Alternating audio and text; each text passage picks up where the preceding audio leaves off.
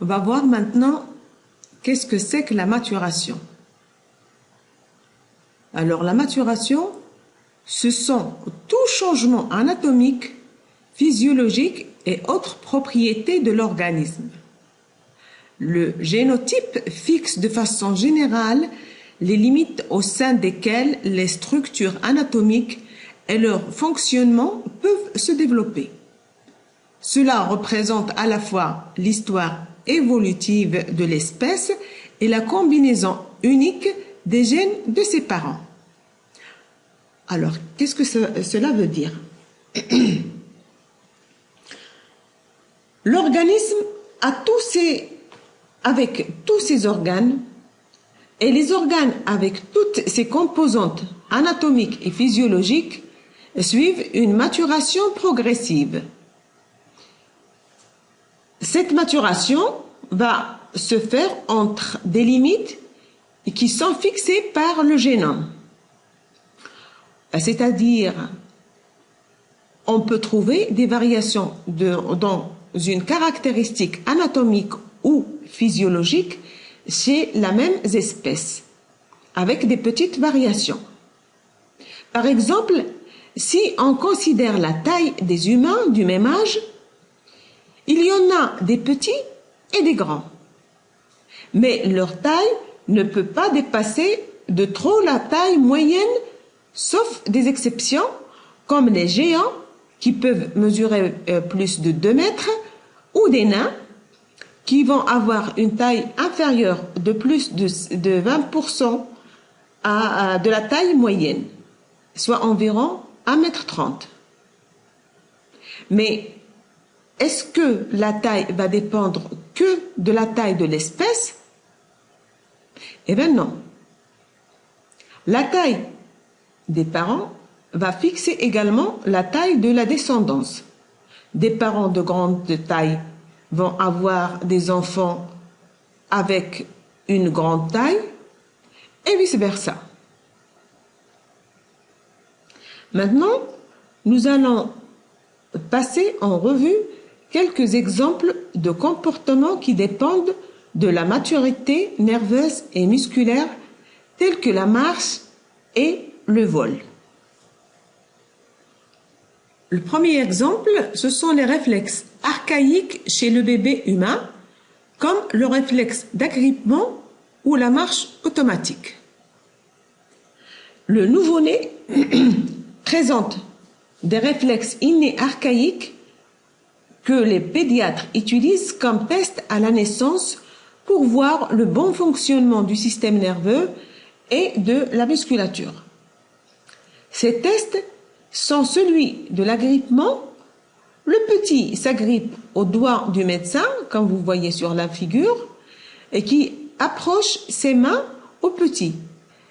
Et ce petit présente assez de force pour qu'il soit élevé de la surface. Pour la coordination motrice, quand on prend le nouveau-né par les épaules et on permet à ses petits pieds de toucher une surface, ses pieds présentent des mouvements de la marche automatique, mais il ne marchera que plus tard quand sa musculature et son système nerveux seront plus développés. La marche, comme vous savez, passe par plusieurs étapes. Le petit va ramper, il apprend à prendre l'équilibre étant debout, il fait des petits pas et il tombe avant d'avoir une marche plus ou moins équilibrée. On constate également les mimiques du nourrisson humain comme le sourire ou la bouderie. Le bébé a la particularité de s'endormir en sommeil agité avec de nombreux mouvements du visage. On pourrait même croire qu'il vous sourit ou qu'il vous boude. Ces mimiques nocturnes seraient comme une répétition à blanc, un entraînement. Ils disparaîtront dès que votre bébé sera en mesure de reproduire pendant la journée lorsque on répond à ces signaux. Donc, ces mimiques apparaissent lorsque la musculature le permettait et non en réponse aux souris des parents. En effet, les enfants nés aveugles présentent les mêmes mimiques. Donc, ce n'est pas une réponse à des stimulus externes. Pour le vol également, les oisillons étalent et battent des ailes étant encore dans le nid, mais si on les empêche de faire ces mouvements, en leur mettant un bandage autour du corps jusqu'à l'âge normal du vol, nous allons constater qu'ils vont s'envoler comme des oisillons qui avaient les ailes libres. Donc, c'est la maturation du système nerveux et de la musculature qui a permis l'apparition de ce comportement de vol. Il en est de même pour le tétard.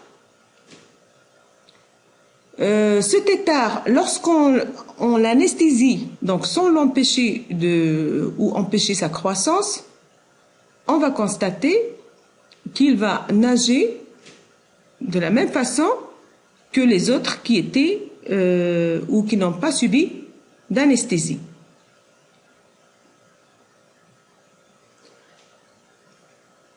Le jeune coucou, à la naissance, expulse également les œufs de la couvée du nid hôte avant l'ouverture de ses yeux. On va voir plus en détail l'exemple de ce comportement qui est particulier chez le coucou. Alors maintenant, on va voir l'apprentissage et la maturation. Pour distinguer l'apprentissage de la maturation, Tinbergen et Perdreck en 1950 ont étudié le nourrissage des poussins de Goéland argenté.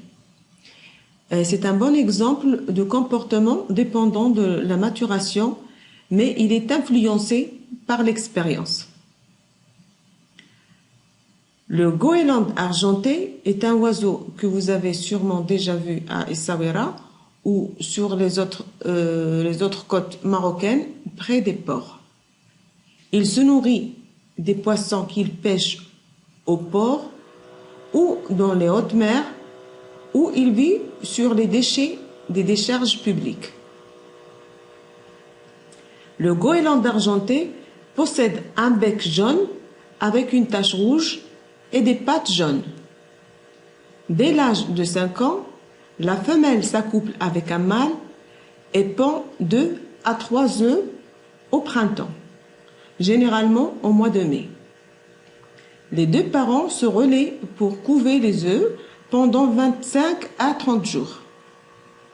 À l'éclosion, les oisillons restent dans le nid et ce sont les parents qui se chargent de les nourrir.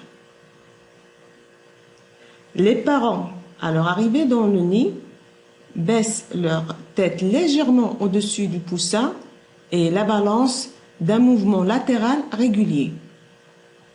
Alors les poussins tapent sur le bec du parent ou la grippe pour quémander la nourriture. Le parent régurgite alors sur le sol du nid ce qu'il a ramené dans son jabot partiellement dégiré et le poussin l'avale rapidement. Le poussin semble viser la tache rouge du bec jaune de l'adulte. Pour vérifier ce qui déclenche vraiment cette réaction de quémande chez le poussin, les chercheurs ont utilisé un dispositif permettant de présenter au poussin naïf, c'est-à-dire un poussin qui a été élevé à l'obscurité ou à partir de l'éclosion jusqu'au moment de l'expérience. Alors, on lui présente un leurre qu'on peut faire balancer à l'aide d'une petite baguette et qui ressemble à la tête des parents. Ce leurre peut changer de couleur, de forme, etc.